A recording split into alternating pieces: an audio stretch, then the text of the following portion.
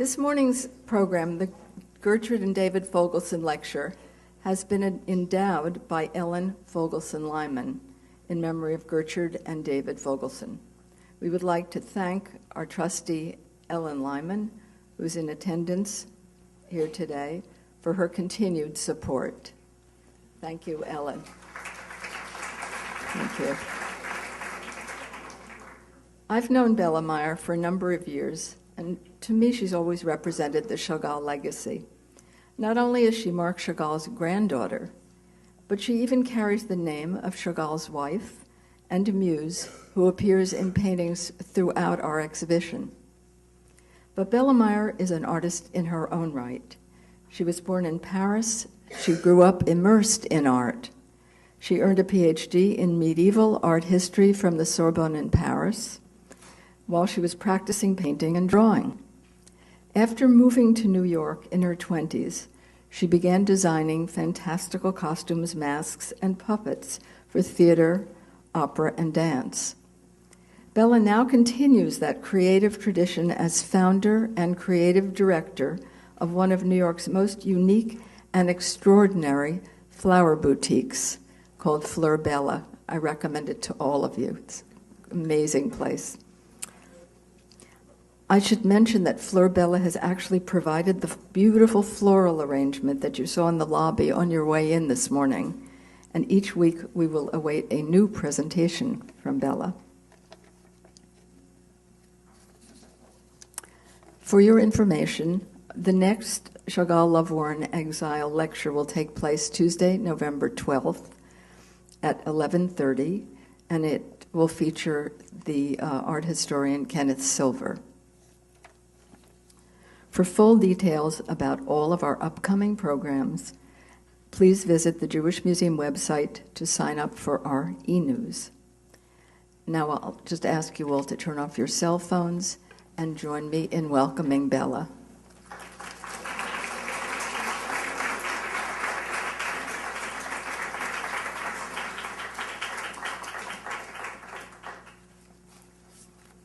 Wow. Thank you, Susan. And thank you to all of you for giving me this immense pleasure and the great honor to be here and to be able to share with you my love, a profound love for my grandfather, Marc Chagall, and for his work. Thank you also to the Jewish Museum and to its whole team for giving us the opportunity to view this exhibition, so brilliantly conceived and put together by Susan Goodman. Thank you, Susan.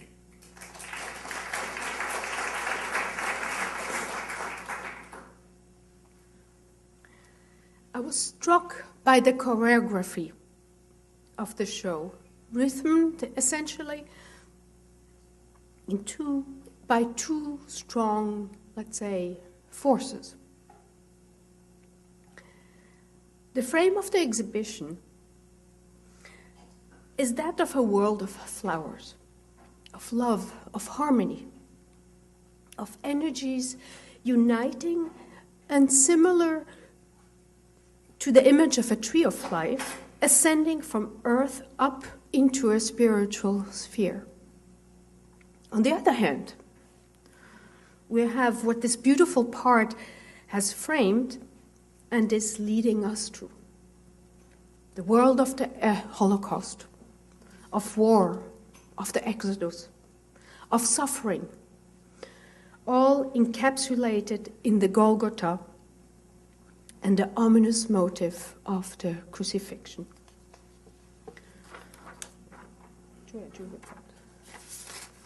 These two universes coexist.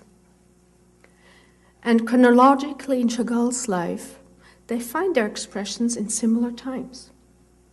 How is that possible?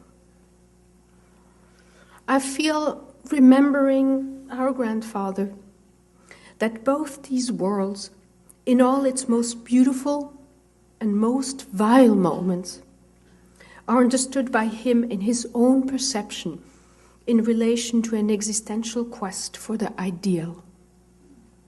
The only way for me to explain to you is to go back into my own childhood and tell you about my grandfather. So what can I tell you?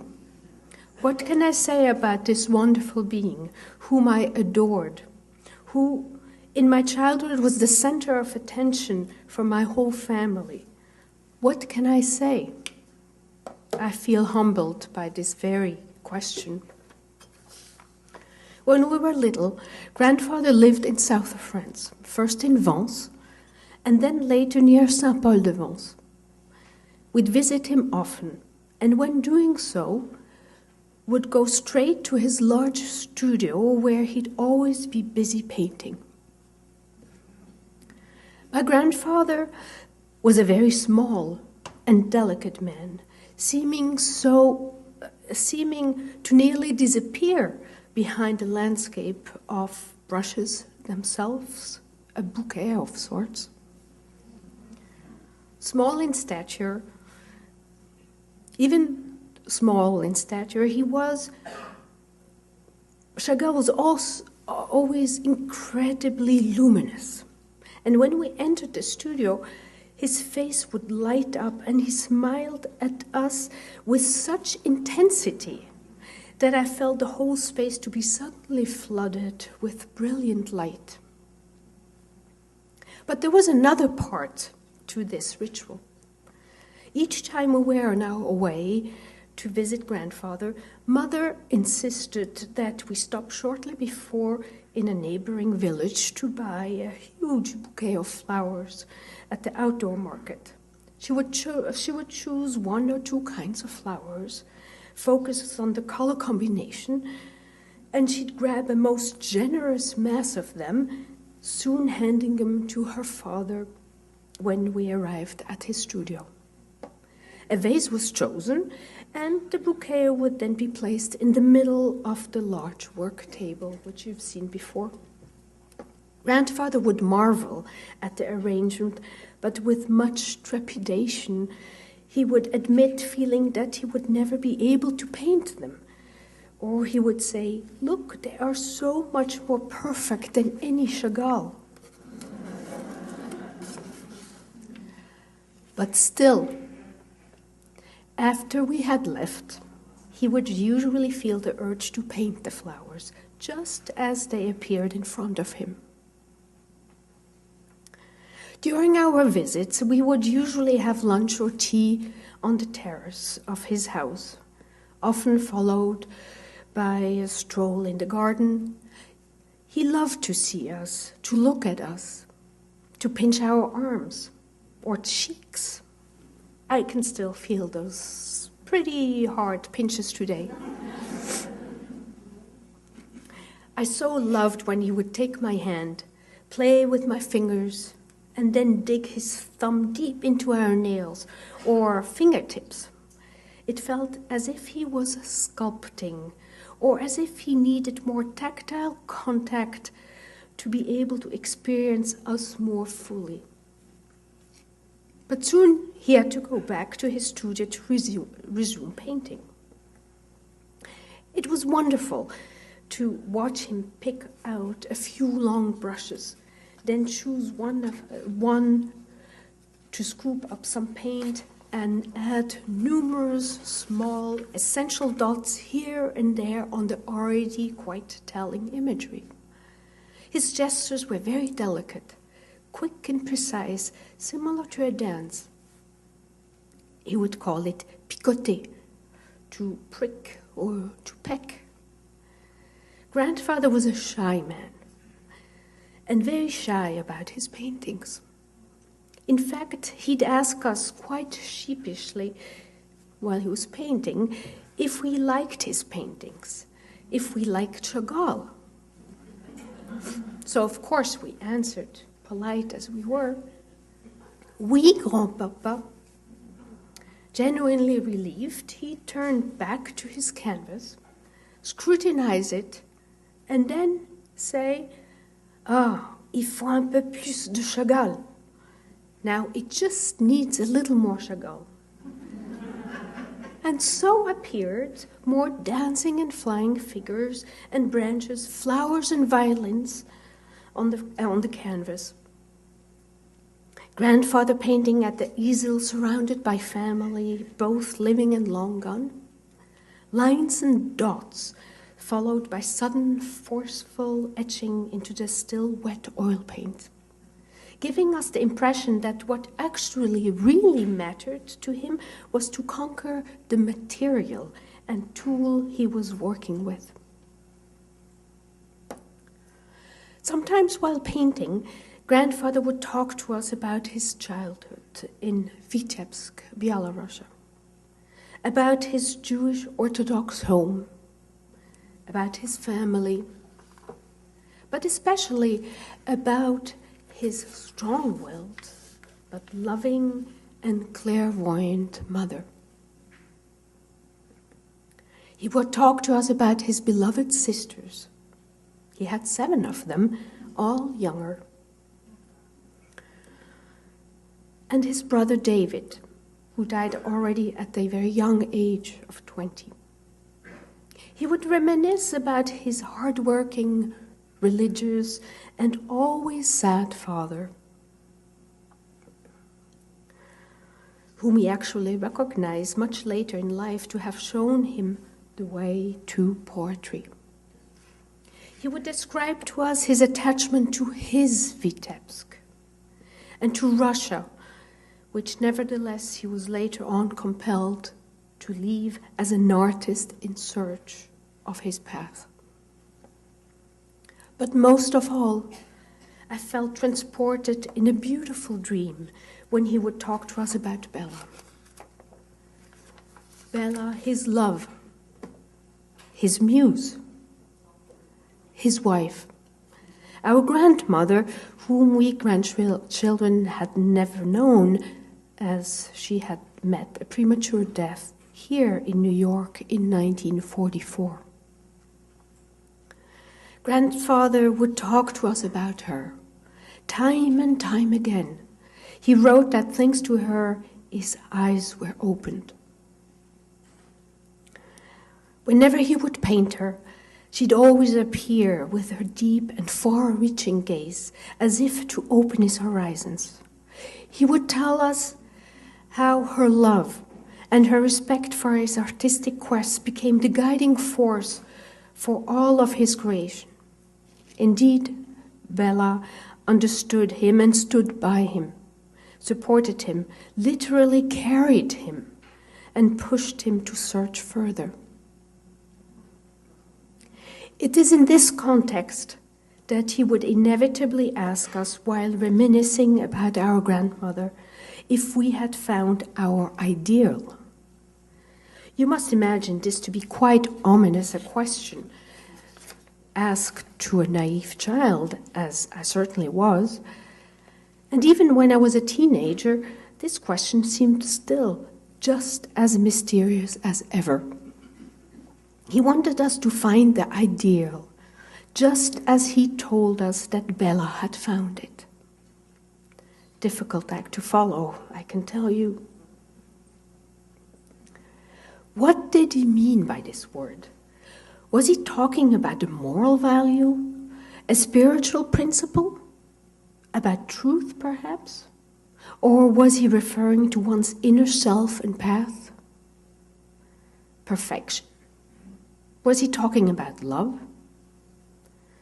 What revelation did Bella allow for him, the artist, to experience other than true and uncompromised love? Is this the ideal we grandchildren were supposed to find for ourselves? It was Bella who first introduced flowers into the world of her new boyfriend, Marc, as we see here in an early photograph holding a big spray of daisies, which apparently made such a deep impression on him that he committed it to memory, as evidence in this drawing.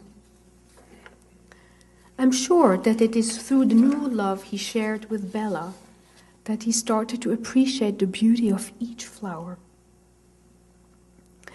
perceive little things in a new light, and to understand how to mold each motif into his own growing pictorial vocabulary.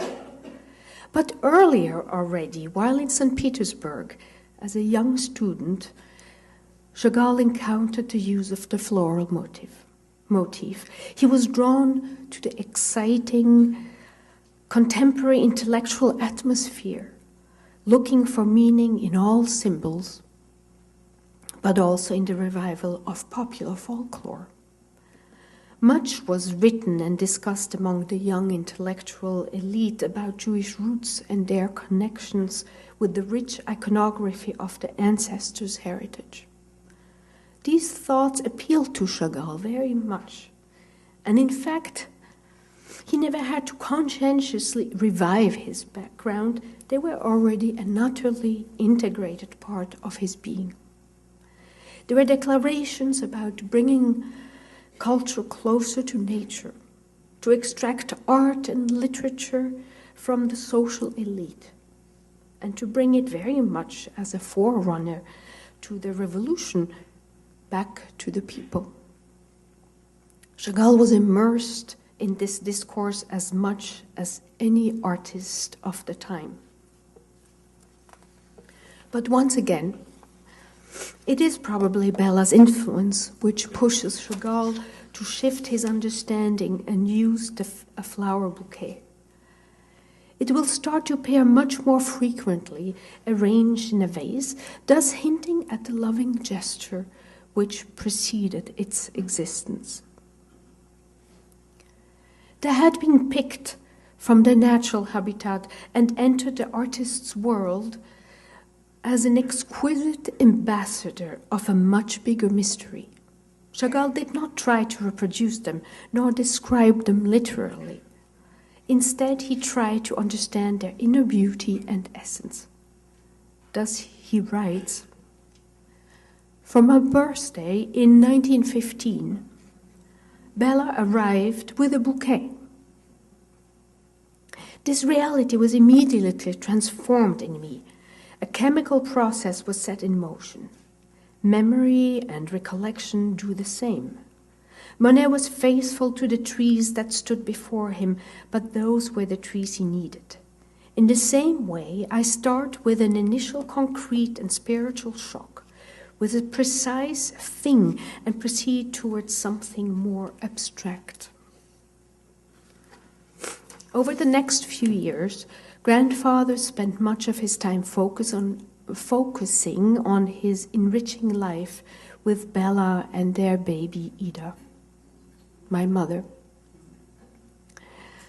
Moments of joy are highlighted with flower arrangements, such as this multitude of lily of the valley celebrating the birth of Ida in 1916.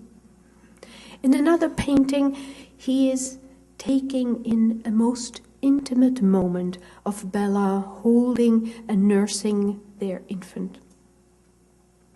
I cherished this small painting when I was little, looking at it for long hours, imagining to be there in the quiet room, protected, it seems, by the flower arrangement in the window and the window itself. Chagall came back to this spatial structure numerous times, especially when allowed to dwell on peaceful and tranquil moments, even though the outside world might be affected by dramatic movements. He carried the motif of the flowers with him through the active and militant years of the Russian Revolution to the moments of disillusionments and the need to leave their home for good and to eventually settle in France in 1923. Flowers in grandfather's paintings came to be more harmonious testimonies and free-formed celebrations of the French countryside. They become an integral part of Chagall's family decor, thus reflecting the new state of well-being. They were in Paris, but also spent long periods in the countryside in various parts of France. Wherever they went, grandfather would study the mystery of nature and marvel at its opulence, very often just sitting inside near a window and looking at the view. He loved documenting the bouquets Bella brought him, similar to a still life, not unlike what Monet and Bonnard had proposed following an old French tradition. But suddenly, the flowers appearing in Chagall's paintings started to take flight. Floating in the air, or we discovered them tiptoeing on tables, or growing out of the union of a couple. The flowers blossom, and before taking flight, become an imaginary spiritual link between earth and heaven.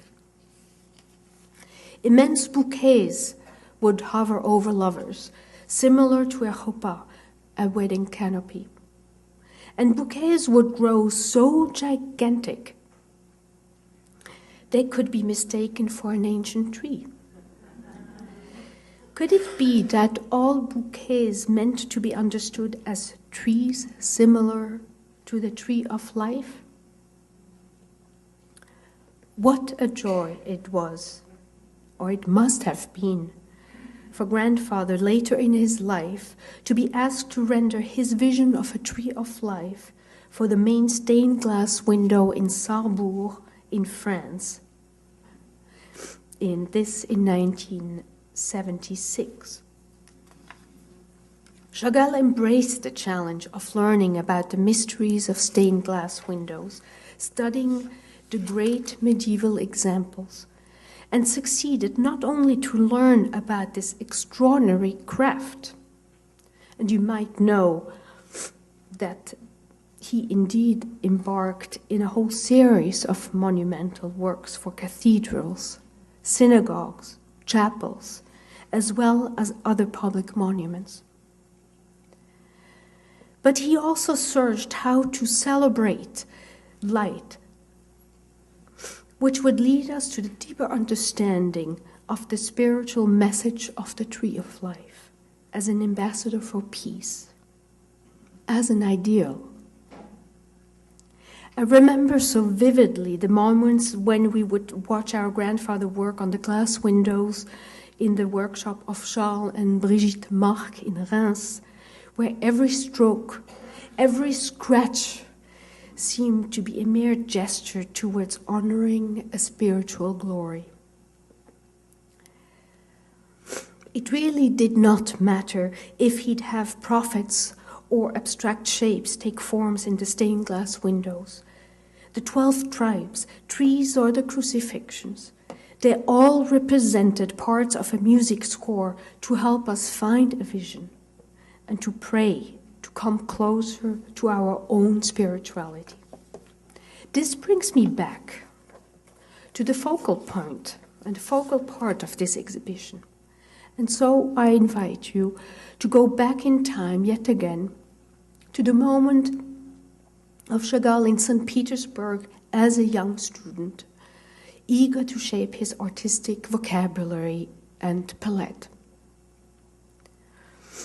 It was in 1907, 1908, when Chagall wandered into many Christian Orthodox churches, thus transgressing all boundaries of Judaism. Studying Christian iconography became part of a formidable movement of acculturation by the young intellectual Jewry. Chagall was drawn to the stylistic and visual richness of the Russian icons, with their way to be able to depict an inner spiritual reality in such visual, simple, and telling matter. That's when the motif of the crucifixion first enters Chagall's vocabulary.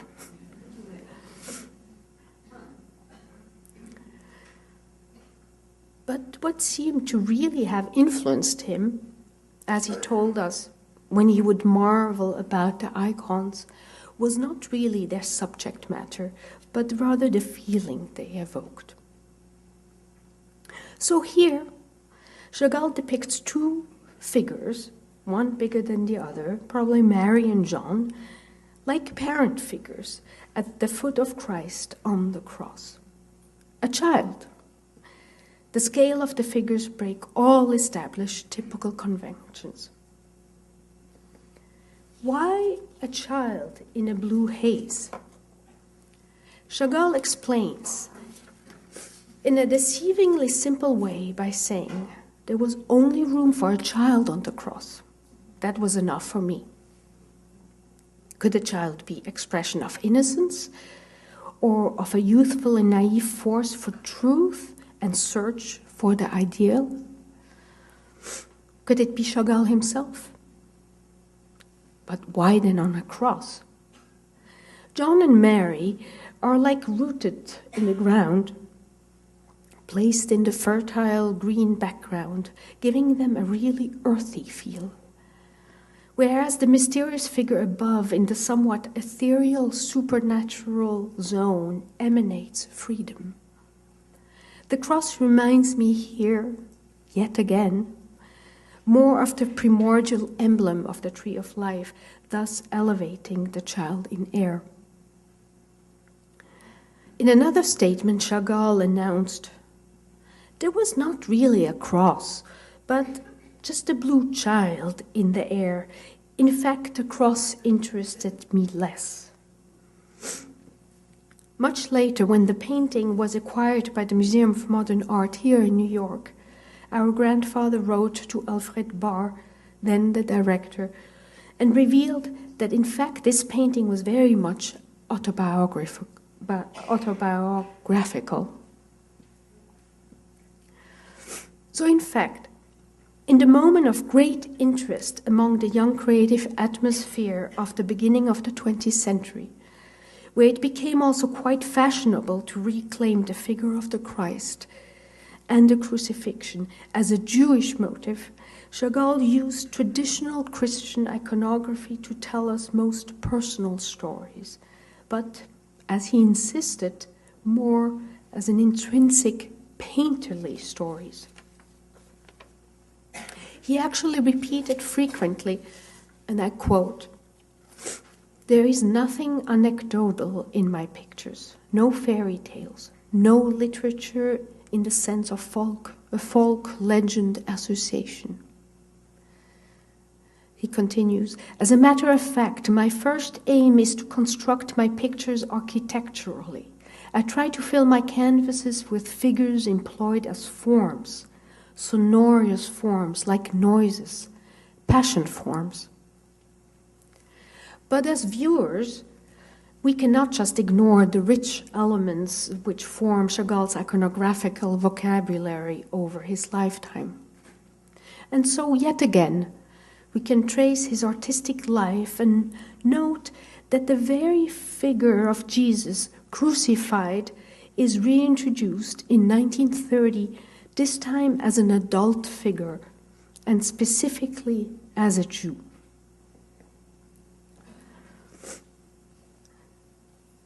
Anti-Semitism became widespread. Even though the Chagall family were safe in their adopted France, the dangers outside were looming. This figure, though, seems to me like a manifest, a demonstration at this point against the murderous accusations of Jews. And here we recognize the same landscape, with the lovers protected inside, but with the window wide open to the monumental landscape. Grandfather tried to grapple with what was happening in the world, while being in the most peaceful of situations, by appropriating himself with motifs which he had already, as a young artist, interiorized in his psyche, and was thus able to use to try to fight for what seemed right to him. Grandfather never talked to us about that time of great upheaval in Europe, of the radical anti-Semitism taking over, and of my grandparents' fear for their people back home. And even though he would continue to celebrate their intimate lives together, his paintings became more grave, expressing the imminent threat to Jewry. Jesus became the image of the suffering of all humanity as a Jewish martyr. Grandfather understood him as someone who fought to the bitter end. He imagined Christ in his loneliness, perceiving him just like an artist to carry and follow his vision all by himself. He had great respect for the Christ, and I remember him doing the same gesturing upwards as when he talked to us about the prophets.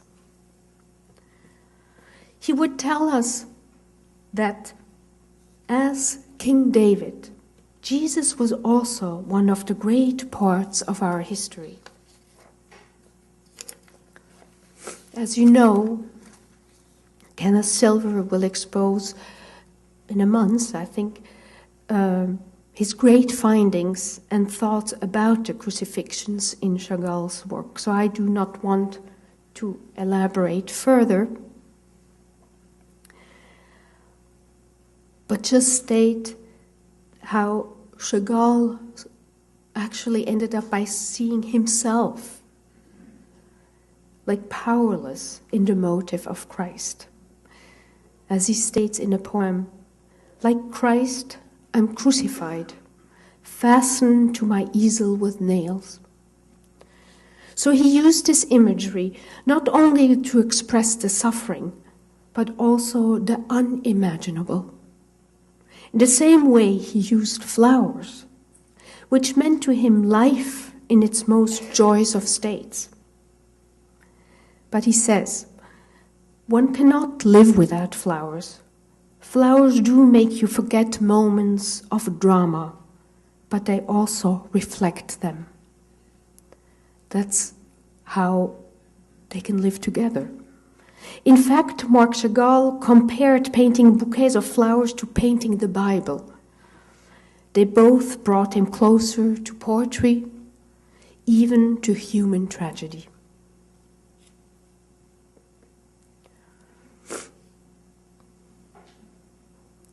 This wonderful painting, so delicately rendered just 4 years before our grandfather died, encapsulates here for me his ultimate search for the ideal. Even at a late age, grandfather never stopped painting. Variations of a flood of repetitive images and of an established repertory deeply rooted in his unconscious continued to bring forth new light and emotions. And still, the disciplined and humble submission of the painter to his craft succeeded in continuing to create extraordinary energy. Flowers belong to his rooted repertory.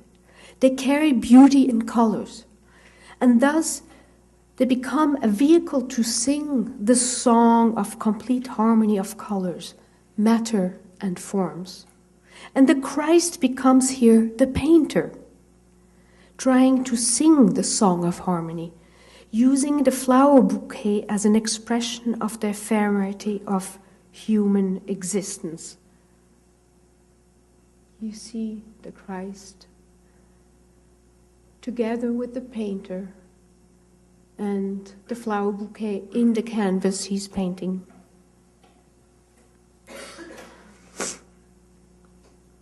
All motifs in grandfather's work express the human condition. With the image of the flower bouquet, he succeeds in going even further, becoming the reflection of existential achievement. As late as 1982, Marc Chagall placed 2 bouquets of flowers to decorate the most sacred of architectural frame, the rosace, within the small chapel of Saillant in France. The artist is certainly aware of the religious and liturgical iconography usually reserved for such locations. I'm thinking of the Last Judgment, of the Resurrection, chose here to confront us with a secular and even domestic image. But when we read Christian fathers and doctors of the Middle Ages, they indeed considered the flower as an image of the virtue of the virtue of the soul. The bouquet thus becoming the expression of spiritual perfection. Isn't that the ideal grandfather talked about? Chagall, with his Hasidic and Talmudic roots, searching for truth, bathed in a Judeo-Christian world, using freely the most human of figures, such as the Jewish Jesus, chose to represent the bouquet of flowers as a most humble way to express this vision and purpose of life. And so it was only during the last few years of his life that I started to understand what grandfather meant by his relentless questioning us. Have you found your ideal? Do you love me? Do you love my paintings? Have you yourself found love? Grandfather Marc Chagall has often been called the painter of love.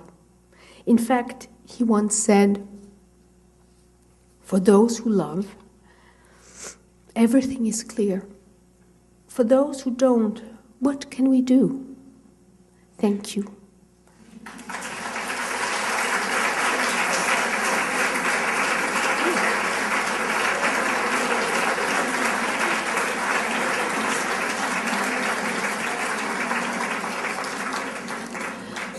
I'm glad there's quite a bit of time so we can actually talk about love and ideals, flowers and crucifixions. And I hope to get many questions from you. I'll pass the mic around if you can take it too, so raise your hand.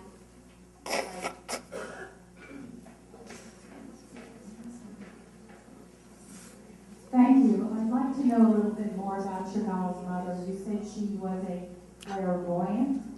Did you use that word? Yes. Could you explain that, please? She understood that her son, her firstborn child, had special talents. And as you may know, being a painter wasn't really respecting the Jewish law.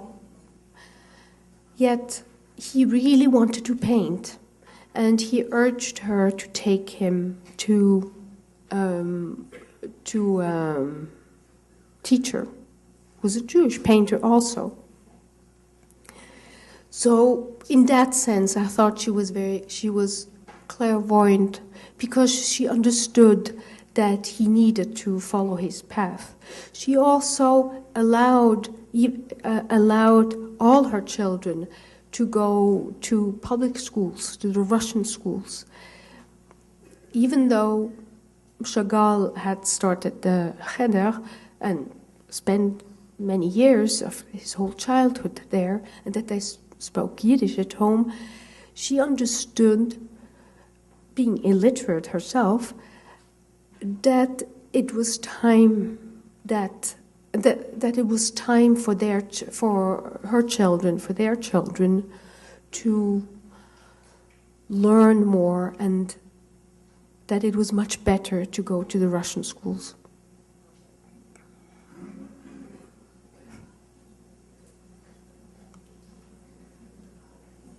At the end of his life, what was Chagall's connection to the Jewish? Where are you? Oh, here. Oh, sorry. What was Chagall's connection to the Jewish people, to Jewish religions, the state of Israel? It has this whole Judeo-Christian ethos, and how did he see himself, and what did he pass on to his descendants? You talk at the end of, towards the end of his life? Well, he was always a very spiritual person, and as we know, even though he grew up in a very orthodox household, where all rituals were celebrated and respected, as well as Bella, his bride, also came from the same background, even although a much more privileged one. They left all Jewish practices and became fervently secular Jews, but they remained Jews, which then was in a way a very easy path because it belonged to that same movement, contemporary movement of the Jewish, of the young intellectual Jewry, who decided to sort of free themselves from the burden of their ancestors, but remaining very, very interested in the intellectual, no, not intellectual, in the folkloric part of their heritage. Now, arts became a major, became not only his tool, but the way of thinking. And freedom of expression was most important.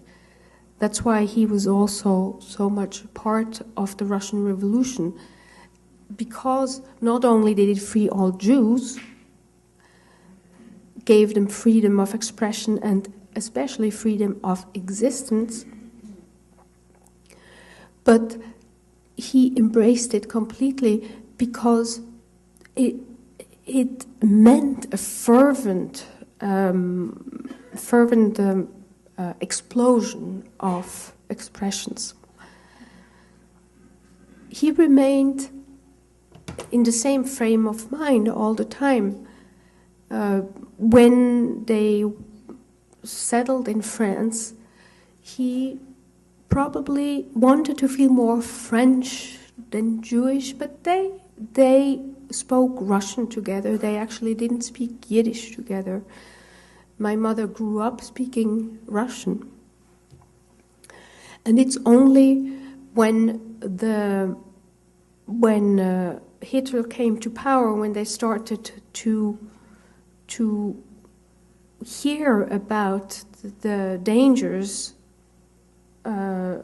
happening and starting to fear about their family, they returned to feeling more Jewish. But he wouldn't start he wouldn't become a practicing Jew at all. It's more that his pictorial language might choose more of his Jewish heritage. So he would use much more of his childhood and of his Jewish heritage because he feared for them. At the same time, my grandmother started writing her autobiography, mostly and she wrote it in Yiddish because she feared for the existence of Judaism, because she felt the danger of their annihilation. Now, so they were here in exile in America, where he lost his wife. And I'm sorry to tell you, he didn't like America since then, because America really took away his wife. He came back to France and enjoyed being in France, but also never wanted to be called a Jewish artist. But he remained Jewish. He was Russian. He was so relieved when the Soviet Union finally welcomed him back, and when he was able to go and see his home, because in fact that was really were his roots. At the very and I'm getting lost. Oh, Israel. Israel. He loved Israel. He loved Israel. He was there the first time in 1931 when he was invited by Dizengoff to go and lay the first stone for the Tel Aviv Museum. He was probably spiritually a Zionist. He was happy when Israel was founded. He didn't want to live there because maybe in the same way that he never took part in he never wanted to be part of any group, or he never wanted to be part of any religious institution. He didn't want to be part of Israel was shaped, which he tried to help in other ways by giving artworks, and always celebrating it.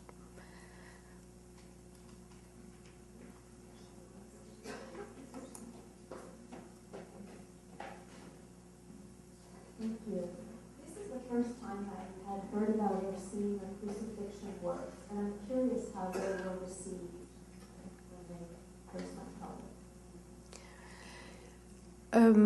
Well, in a way, I would like to defer this question to when I hope you will go to hear Kenneth Silver talk about it, because he's done lots of research. But I only know from the little research I've done, since he never really talked to us about it, that so as a youth, when he first started to paint the Crucifixion, it was very fashionable to do so. So in the art world or in the intellectual world, it was very fashionable. Later on, when he was in France, he painted it, and I just realized that I actually don't know how it was received. And I'm looking at Susan, and so I'm waiting for Kenneth Silver to tell us all about it. Yes, I'd like to go back to the painting that you showed that you said was 4 years before he died, that last beautiful canvas. I haven't had the opportunity to see the exhibit, so maybe is it actually in the exhibit? No. Okay, can you, because it was beautiful to me, but am I correct that there's a figure in the middle? Most likely, yes.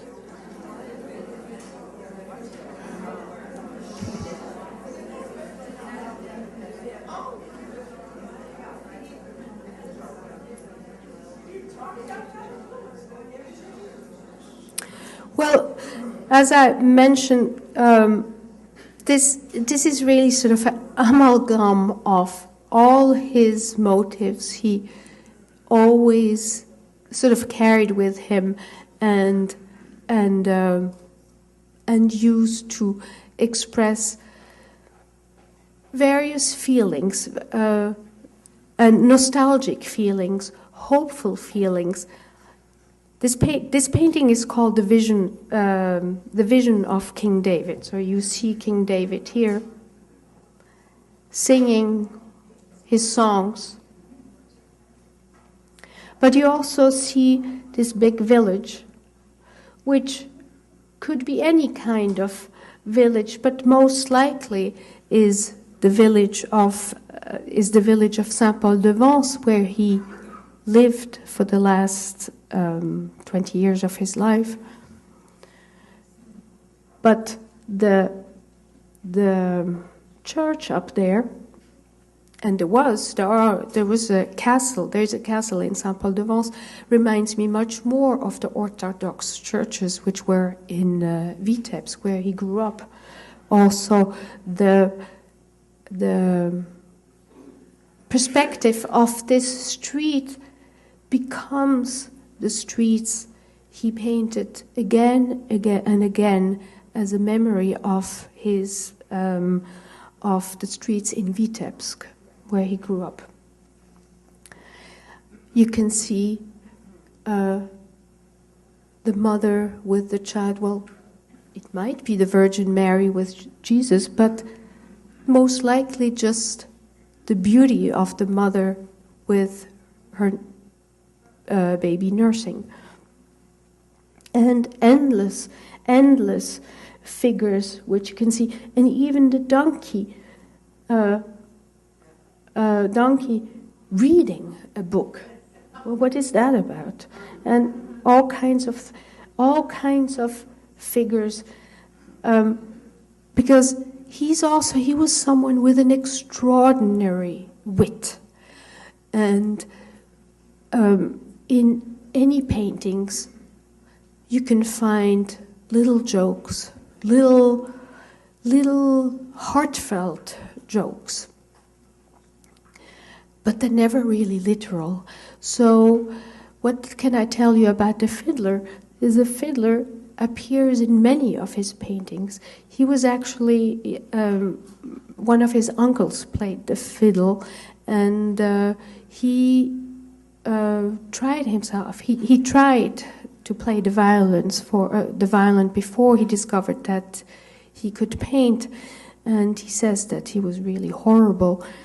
He was a very bad student, so he was quite embarrassed because he was good at nothing, and so the fiddle is part, but the fiddle was the Jewish instrument also of all the shtetls, because that's the instrument you could have. So I don't know. Is that okay? Wonderful painting. It's beautiful. Yes, I love it. It's very big. Yes. That's another question you shouldn't ask. I don't remember. I don't know. Hello, and thank you. I have a question for you. Yes. I did see the exhibit. It was absolutely fantastic. Yes, I think so too. It also states, as I went through the museum, that when he lost his Bella, he was very morose and very, very saddened for a long period of time. And that eventually he remarried the woman who was taking care of him and had another child with her. And I'm asking this question, I would like to know if you know how the second family got along with the first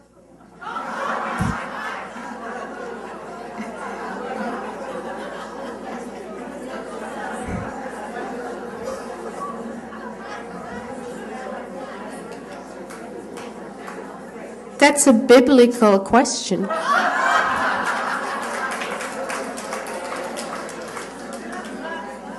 But in fact, the first family was just my mother, and she embraced Virginia. They actually never married, my grandfather and Virginia, who's the woman who my mother actually found as a housekeeper, and then they fell in love. I mean, not my mother, but my grandfather and Virginia. She was married herself, so to another artist who wasn't very nice to her. So she was very happy to spend time with Chagall, she already had a daughter, and whom I unfortunately never met, and then had David. And when I was little, I saw quite a bit of David. We spent time together. He would spend, I suppose, school vacations with us, and I adored him. He was like my big brother. And but Virginia left my grandfather when they came to France, and essentially they had lived together for 7 years, I think it was, and left him for another man, which my grandfather never accepted because apparently he was even older and he was a photographer, so he never liked photographers ever since. So my mother always embraced David and Virginia, but the second wife my grandfather had, whom he met only later in 1955, Vava, wasn't too keen to keep contact with David or with Virginia, so for many years we never heard about Virginia.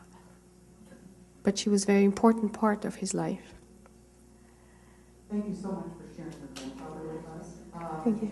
I just have one question. In the timeline that precedes the exhibit, which is fabulous, it mentions that your grandmother Bella studied with Stanislavski. Mm-hmm. And I'm wondering if she was an actress or what, if you can shed some light on that, because I thought it was fascinating. When my grandmother died, she had just finished writing her autobiography, which was essentially the first part about the ritual celebrations in her Jewish home as a child, and then the second part is the encounter with Marc, the love of her life. When she died, my mother and my grandfather made sure to publish it soon.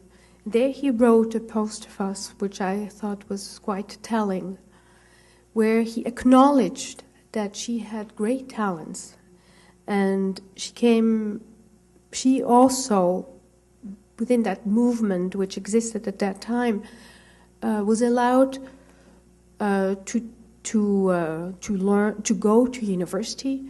She learned, she studied philosophy, she studied theater, and indeed she was very interested in the theater. But she left it for Chagall. Chagall didn't want her to have, let's say, another career, or he wanted her to take care of him, which she did.